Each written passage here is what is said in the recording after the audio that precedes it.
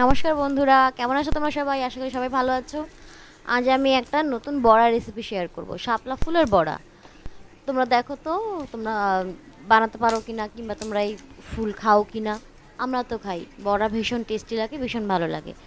তোমরাও বাড়িতে ট্রাই করো, কেমন লাগে দেখো।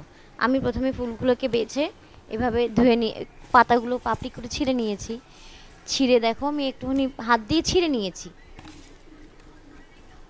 ছিঁড়ে নিয়ে আমি কাঁচা লঙ্কা আর রসুন আমি হামল দিস্তা থেতো করে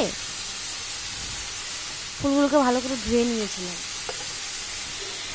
থেতো করে ওর মধ্যে দিয়েছি, দিয়ে একটুখানি কালো জিরে, 1 চামচ বেসন আর 1.5 চামচ চালের গুঁড়ি, আর কালো জিরে, নুন, হলুদ, একটুখানি সামান্য লঙ্কার গুঁড়ো আর কাঁচা লঙ্কার এটা দিয়ে আমি ভালো করে মিশিয়ে জল দিয়ে মেখে নেব।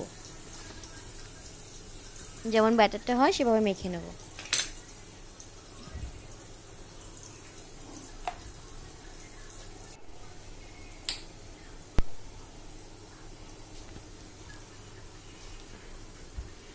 দেখো ভালো করে আমি হালকা করে, খুব একটা পাতলা করব না।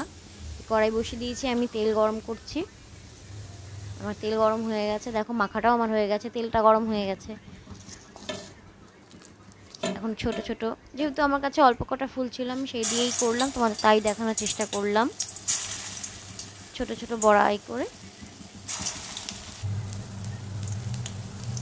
যে বললাম অল্প কটা ছিল, আমার একবারেই হয়ে গেছে, আমি একবারেই করে ফেলেছিলাম।